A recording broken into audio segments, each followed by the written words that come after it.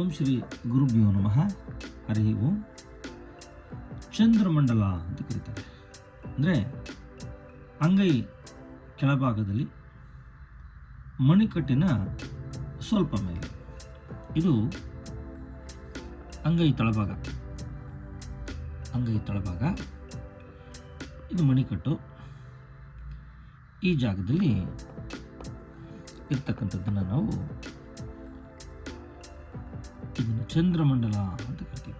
ಇದು ಚಂದ್ರಮಂಡಲ. ಈ ಚಂದ್ರಮಂಡಲ ಏನು ಮಾಡುತ್ತೆ ಅಂದರೆ,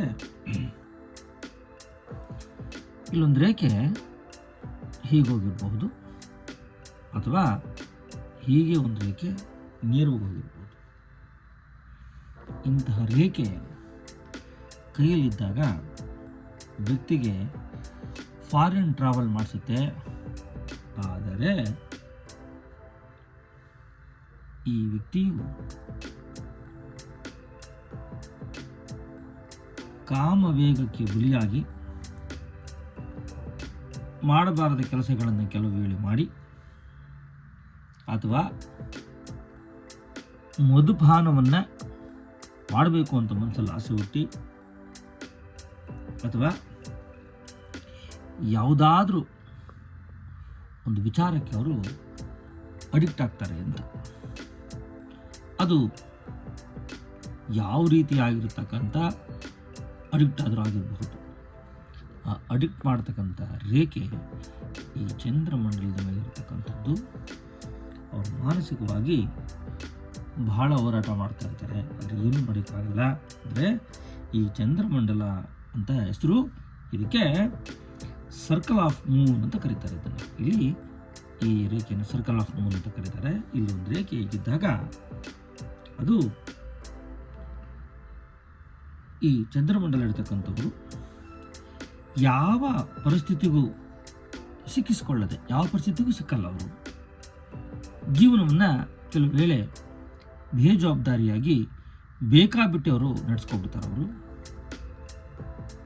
ಯಾವುದಕ್ಕೂ ಲಕ್ಷ್ಯ ಕೊಡದೆ, ಯಾವುದನ್ನೂ ಜವಾಬ್ದಾರಿ ಸರಿಯಾಗಿ ನಿರ್ವಹಿಸದೆ ಜೀವನವನ್ನು ವ್ಯರ್ಥ ಮಾಡ್ತಕ್ಕಂಥ ರೇಖೆ ಈ ಒಂದು ಚಂದ್ರಮಂಡಲದ ರೇಖೆ. ಸೊ ಈ ರೇಖೆ ಬಹಳ ಡೇಂಜರ್ ರೇಖೆ ಇದೆ ಅಂತ ಹೇಳ್ತಾರೆ. ಯಾರ ಹಸ್ತದಲ್ಲಿ ಹೇಗಿರುತ್ತೋ ಅವರು ಕಾಮವೇಗಕ್ಕೆ ಬಲಿಯಾಗುವುದಲ್ಲದೆ ಮಾಡಬಾರದ ಕೆಲಸಗಳನ್ನು ಮಾಡಿ, ಮಧುಪಾನ ಮುಂತಾದ ಚಟಗಳಿಗೆ ಅವರು ಬಲಿಯಾಗ್ಬಿಡ್ತಾರೆ.